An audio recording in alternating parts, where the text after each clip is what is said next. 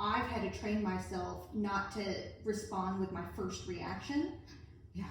And so I've had to suppress that, which then after 22 years, sometimes that suppression then masks, when we were talking in the video where I grew up with only 2 emotions. Yeah.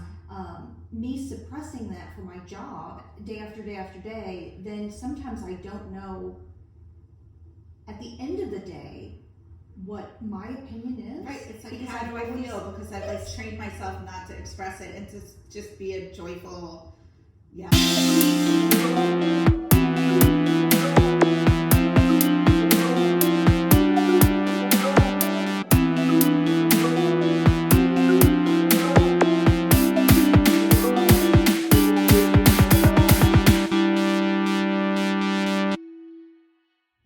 Hey Smart Mouthies, thanks for hanging out. Today I'm going to talk to a good friend of mine about mental health and all kinds of tips and tricks and a lot of fun, so stay tuned. So, are you ready? Yeah, I'm ready. Okay, we're gonna... I'm here. Because we've already started recording. I feel alive. I feel like I'm on a tropical island. I wish, you greeted me with a pina colada, but that's okay. Right, I know. Valerie and I usually drink during these, but I wanted to make sure that I get the content that I want. Yeah, no, I was just joking. I can't drink this at the end of the day anyway. I'd fall asleep before dinner. Yeah, for sure. These days. Unless I hit it up with the Coca-Cola too. But I don't drink sugar like that. Right. But that's what I would need, right? Okay, hey. Hi. Thank you so much for being here. Thanks for having me. And on Smart Mouth Life, it's still Wellness Month and hanging out. We're going to just jump right in. Bring it. First, tell us your name and 3 words that describe your wellness journey. You're gonna make me think. Okay, so my name is Heather Marcus. Hi to everyone. I am on a journey still. I feel like it is evolving. Maybe that would be one of the words. I'm a licensed clinical social worker, so I have been conditioned to think a certain way about this kind of stuff, but it's not how I truly believe. There's more than what you read in books. So I feel like professionally, I have one thought of wellness, and it's kind of morphed with the things that I have learned throughout my life as a human being in America, because I think culture plays a big role of it too. So I'd say evolving. It's tricky, isn't it? Yeah, it's definitely just straight from the gut. Don't put your clinical side down. Take my head off. Take my head off. I would say it's evolving. It's hard. Your wellness journey can be hard. And it's also beautiful. When you walked in today, you said something about effort. Yeah. When I think back, we go way back. Yeah. Many lives ago. I feel for both of us. And that's amazing. Yeah. And I just wanted to share with everybody, one of my first impressions of you. Oh gosh. I know. And it's nervous. So funny because you had mentioned effort when you first walked in. My first impression is effortlessly strong. Oh, I love that. And that's so a goal. That's so yeah, weird that we can see that evolution when you were like, it takes effort. It takes effort for wellness and self-care. But my first impression with you, you came in the hair salon, you might have been wearing overalls, your hair was all long and hippie, and you seemed effortless and carefree, but yet we connected so strongly because I just saw you as a strong woman. Yeah. And so it's interesting how now... But you know what? That actually ties in beautifully because I think that the struggle is how we view ourselves versus how other people see us, right? We are so hard on ourselves. And I think when it comes to wellness, I try to be so intentional because I know its value, right? So once you identify something as paramount in the need for you to be who you are, I'm hard on myself. And so there's plenty of people out there, I mean, not Smart Mouth Nation, but there's plenty of people out there who I don't even think prioritize wellness or even think about it. So the fact that I even identify it and I'm trying to be intentional about it, I'm already, I feel like, doing something. But yeah, it is, I feel like it is effort. And at the same time, innately within me, there is a certain kind of effortlessness because I think my body flows to what feels right and what feels good for me as a person. And that also is balance. Well, and it's recognizing that intention. Some people don't have that innate awareness of what feels right. For you to say flow and feel right, this is so encompassing of wellness, whether it's physically, mentally, or spiritually, this flow to recognize it. And I wrote down when you said the word intention, because we spoke on another video, on one side there's intention and on the other side there's action. And to marry those two is the effort I think you're identifying. Well, and I think because for some people, it's about a change, right? So like maybe they're learning about this through you, or maybe they're listening to podcasts or people, or maybe it's like new en vogue thing where people are like, oh yeah, wellness, what is that? I need to look into that. And for many people, it's about incorporating that into your lifestyle, which can be a change. And whenever you make a change, there's usually a process, right? Like the first step would be like, I don't think I need to change, you know? The second step would be like, oh, I think maybe I need to change, but I'm not ready to do it. And the third step would be like, oh, okay, this is how I'm going to make the change. And I'm gonna prepare, and then you go into action, and then you maintain that. And so like for me, I'm already there, but for some people, they're still in that maybe like pre-contemplation, not to be too clinical, or like, do I really, like, what is wellness? It's too hippy dippy, or it's too new agey, or I don't think I need that. And I just feel like we're all involved in so many things, like so many tentacles all out there. And we're bringing in all these neurons and energies from the world. And like, how do we maintain homeostasis or balance? Right. And like to make really it accessible. One of the words would have been balance if I were to do it again. You know, let's just feel bad. That's my like perfectionism point in there. Like, I like the word I chose, but I know she was like, "Hey, what are we going to talk about?" And I'm like, "We just need to sit down, turn the camera on, I'll and just don't ask you overthink things." it." Okay. Right now, my brain's like, right. But yeah. So actually, I do want to back up for just a second, because I want to just touch briefly, and I have it written down. You know, you mentioned a couple of times, but I want you to briefly tell the audience a little bit about your credentials and career life path. And maybe talk just a little bit about the journey on how you got there. So I've always been kind of gregarious and outgoing, and people have always like connected with me easily. And my mom would say that it's like people who struggle and might have issues, like a moth to the flame. Is kind of how she would describe it. Usually like people I've dated. She's like, oh, another person. But I think I make people feel comfortable because I accept everyone as they are, and I believe everyone has strengths, and that's just like my inward philosophy before I went to school or anything. And I was doing bartending, and that's kind of the same thing as therapy. You just get paid more. And so my best friend in college had a bipolar break, which is like an episode of mental health psychosis for the first time after we all did acid. And she ended up going to a psych hospital, and I like knew nothing about it. Like, they don't talk about that in school. No one talks about any of that stuff. And so it like scared the crap out of me. And so then I started digging into it, and I learned about the brain. And I used to follow the Grateful Dead. I'm definitely a peace, love, happiness type of person, but I'm also like a huge nerd. So the more I started doing research, and I was like, wait a minute, the brain controls everything in the body, and yet like, why don't we pay more attention to it? Why do we focus only on these other things? And so the more I started doing research on the brain, the more I started going into therapy and how your environment impacts how you think about things, and how your thoughts dictate how you feel, and then how you behave, and all these things. And so like, the more I got into it, the more I was like, wait a minute, we have the power to change how we look at ourselves in the world. Wait a minute. If they knew we had this power, we would all take over the world and we'd all be happy. But like, I mean, I'm not going to go into like capitalism and they and all that stuff, but like, anyway, I found it really fascinating. And so I went to school. So I have my Master's of Science in Social Work from Columbia University.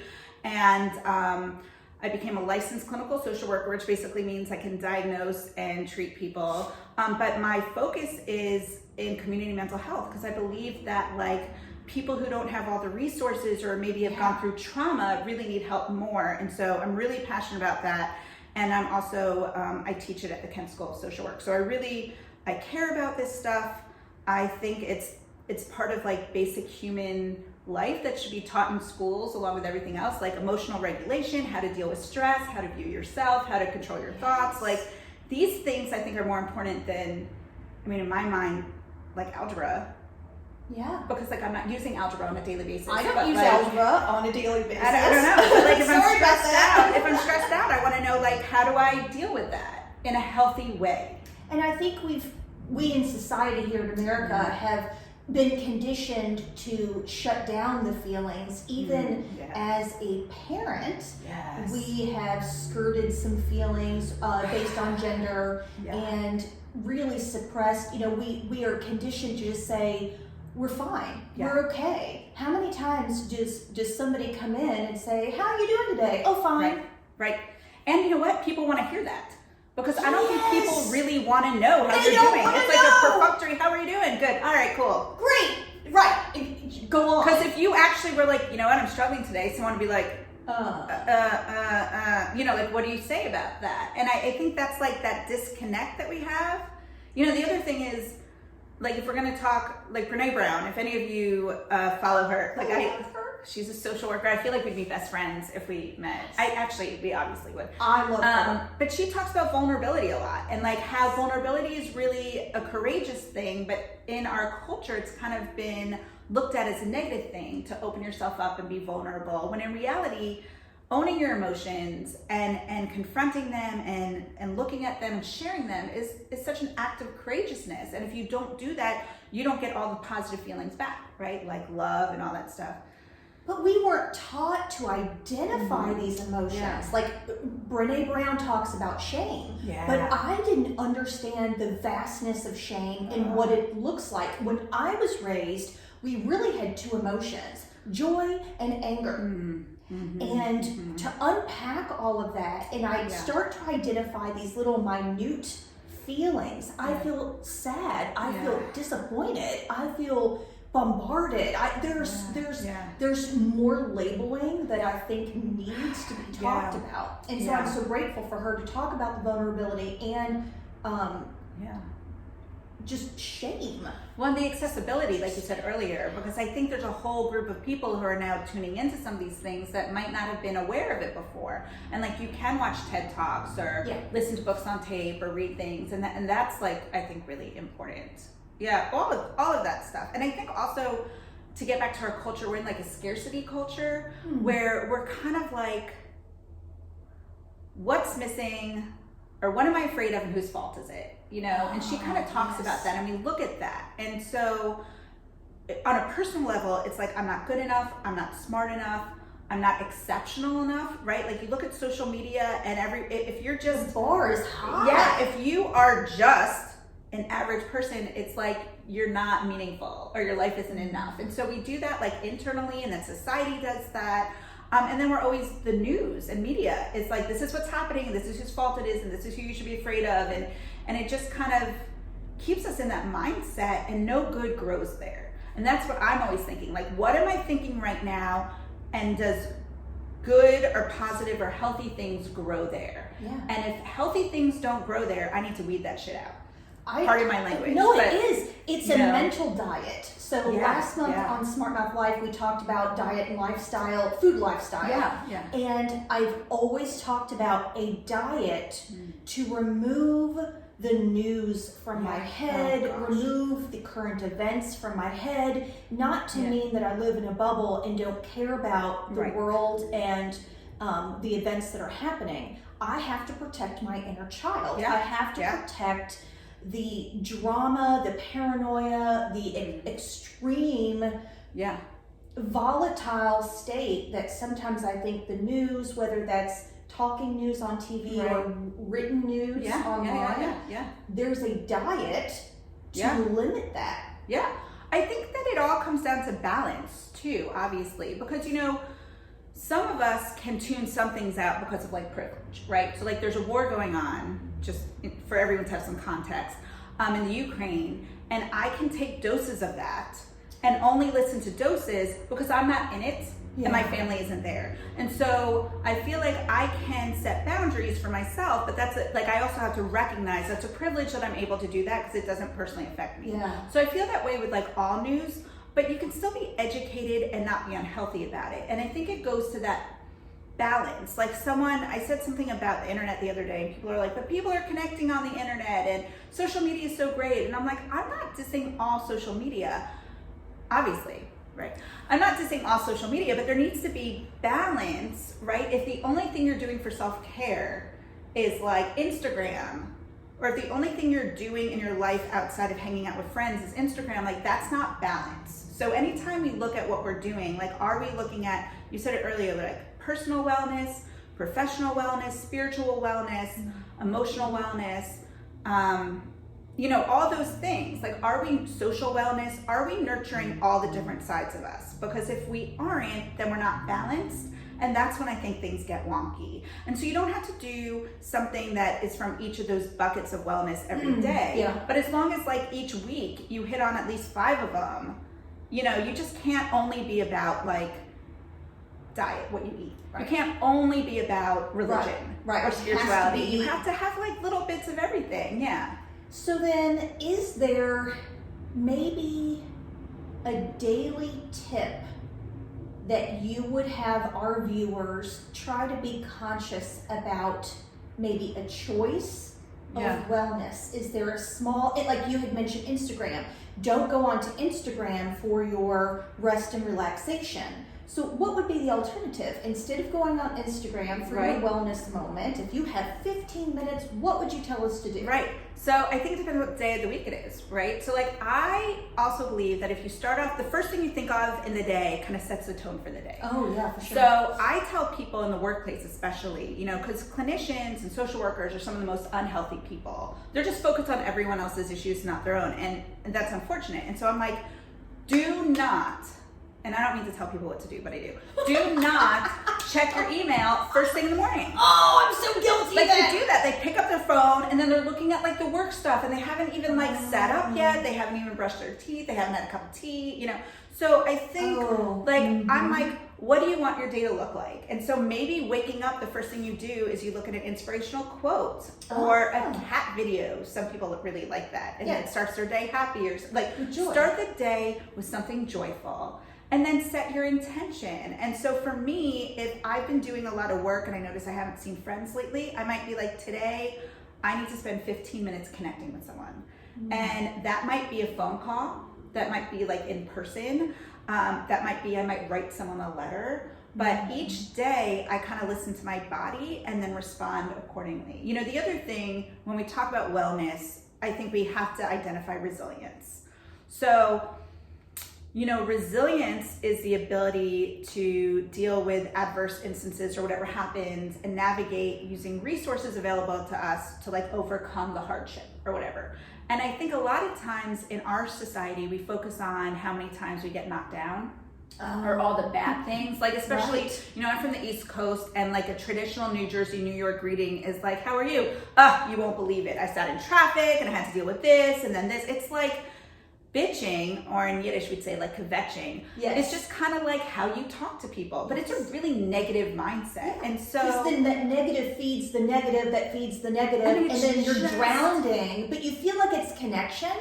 But it's just wallowing in just negative. Like a big Woody Allen, Jerry Seinfeld routine, which like nobody needs in this. It's like 2022. But do you feel like we get on autopilot with that? We do, well, it's almost like I can top you. My mother-in-law's coming and she wants me to believe in Jesus. Like we can do that really easily. One-upping. And it's like a default. Like let's see who can be the most miserable and then laugh about it. But it's like there's truth behind that and that's not healthy. So like resilience is the ability to overcome things that are hard. And the way we do that is connections. So the pandemic and just certain jobs or what's going on with people, what makes people feel worse is isolation. And so I feel like we need to, more than anything, connect with people. And in terms of wellness, that's like such a huge part. So I'm always like, are you connecting with people in a healthy way?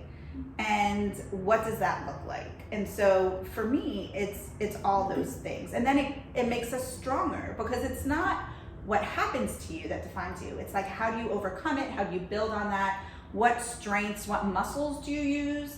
And then that's what keeps you going. And wellness, you have to include that in my mind, because too often we think of like pedicures or like self-care, not about refueling, but like pampering. And I think it's so much more. Right.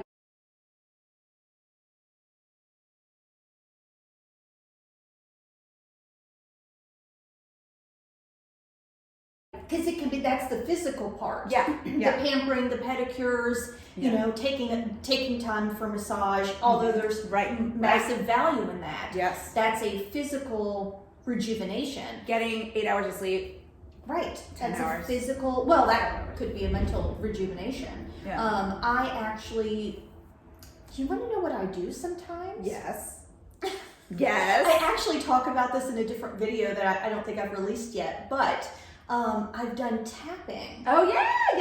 So good. And so even though that might be physical because it's stimulating the meridian points, Yes. but it is definitely mental because I do a like a self-guided tapping recorded message. And it helps to de-stress, it helps to shift your mindset from a stressful situation to a positive situation. I'm so glad you're doing that. Are you doing that on an app or like? I do have the app, but you know what? I love me some YouTube.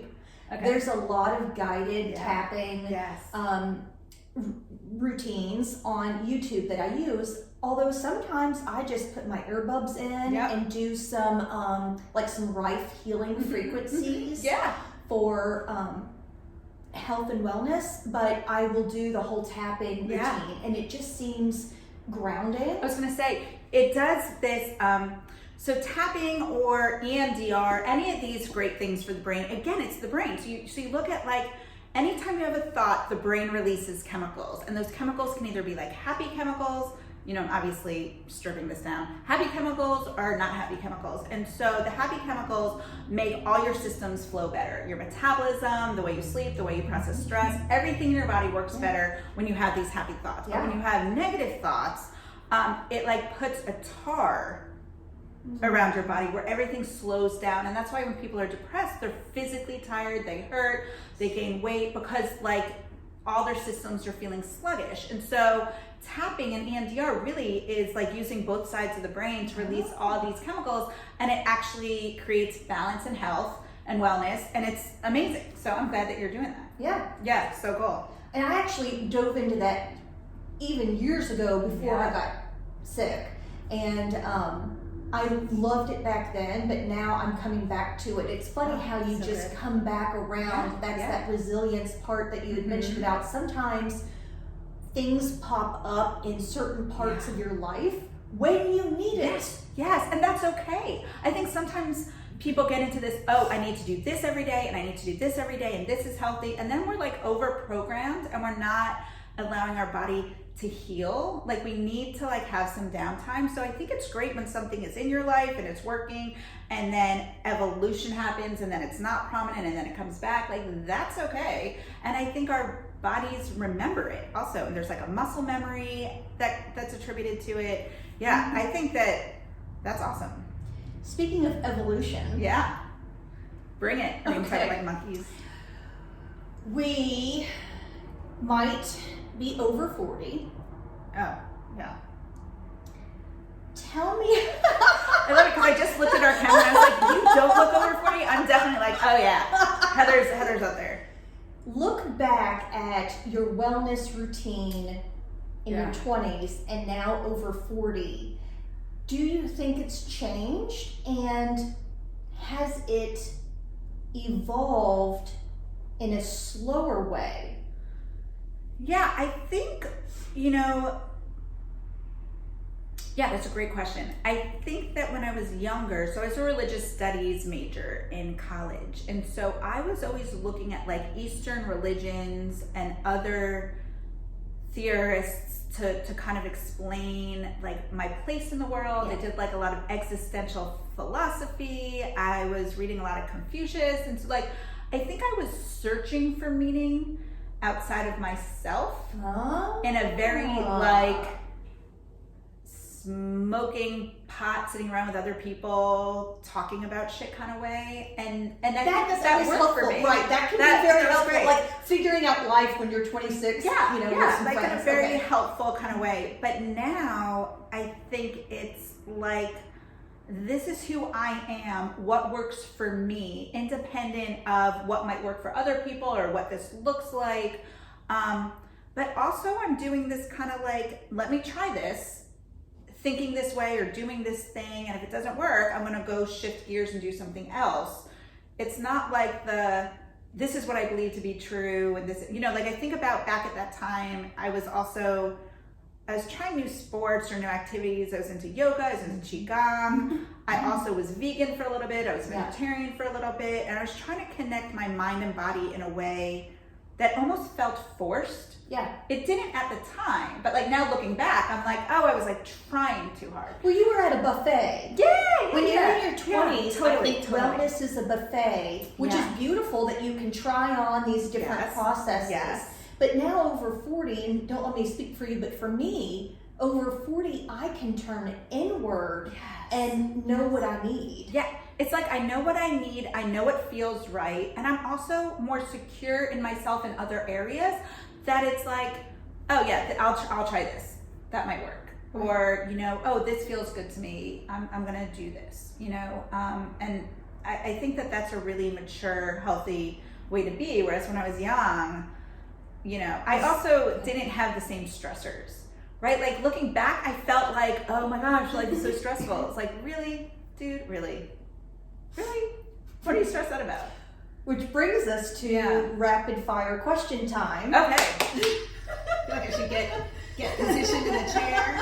All right. No, because it's beautiful transition because you just mentioned stressors. Yeah. So I have 3 rapid fire questions and then we'll be done. All right, I'll try You're to doing not so use my good. brain. Thank you. You're doing really well. Don't we love Heather?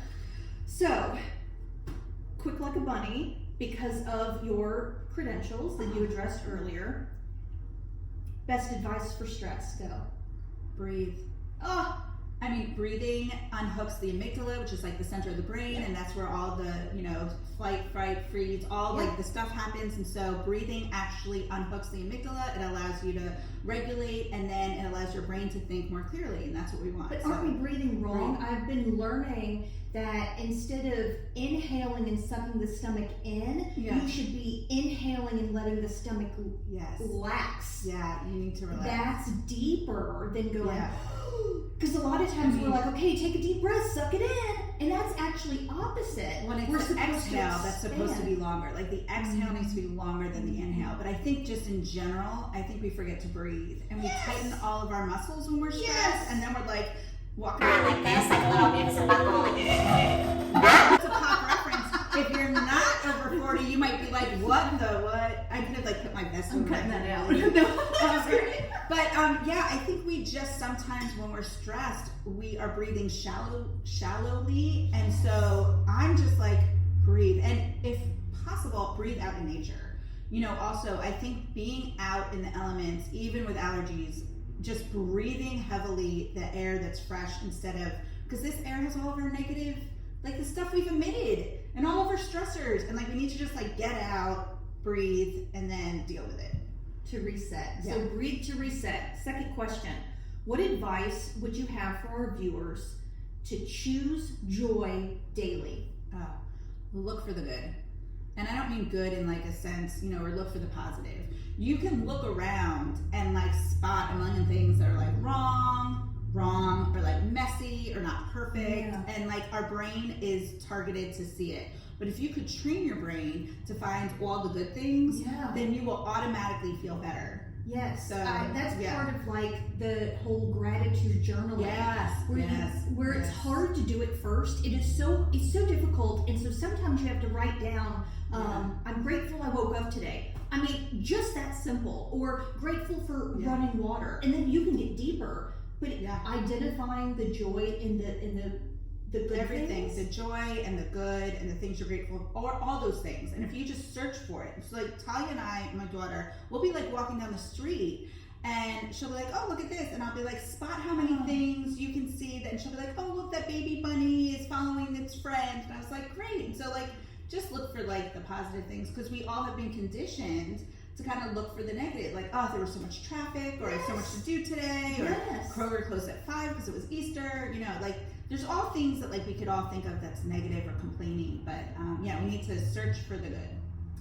Last question, and it's funny you brought up your daughter. Yeah. Best advice for stressed out moms. Don't take yourself too seriously.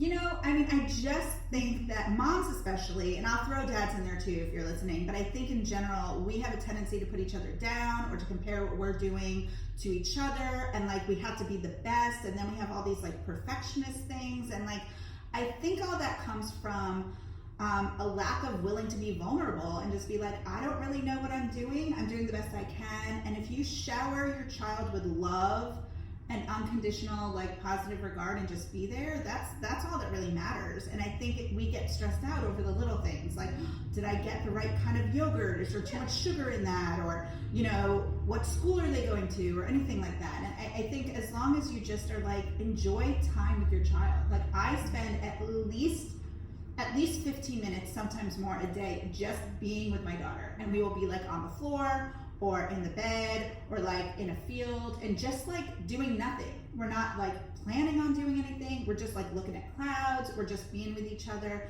I'm not talking about like all the chores I have to do, or like just enjoying each other's company, giving undivided attention, no phones, no, you didn't clean up your room. Yeah, like I think like no that. Expectation. I mean, just enjoy each other, because we're so programmed and like it's just not healthy. So like for stressed out parents, just be with your child and like them.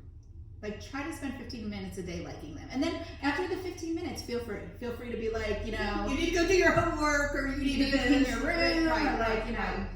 Oh, But yeah, that's it. it's funny how people become parents and then have this expectation of perfectionism on top of the label of parent.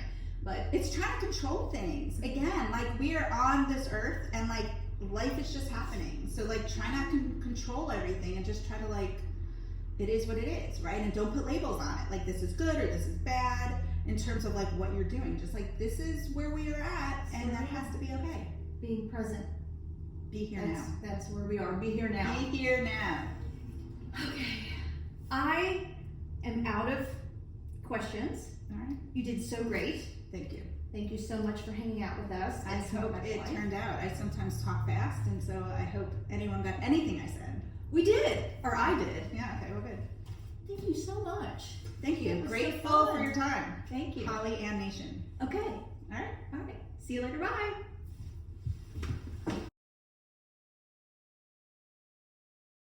I know. It just looks so beautiful. It needs to go back outside. Like she came in for the winter, but now it's 50s again. I know Like, it's what are you warm supposed enough, to do? but I think she's gonna go outside. So you're that big dolly. So yeah, I thought this was nice. Thank you. It's been good filming again. Yeah. But it's also been hard, and I think especially the month of wellness, there's a lot of vulnerability. Yeah. You know, I talked to Nora, who's in Germany doing videos as well, and like her last video about endometriosis just I haven't watched it yet. Has she posted it? She did. She just did, and it's raw.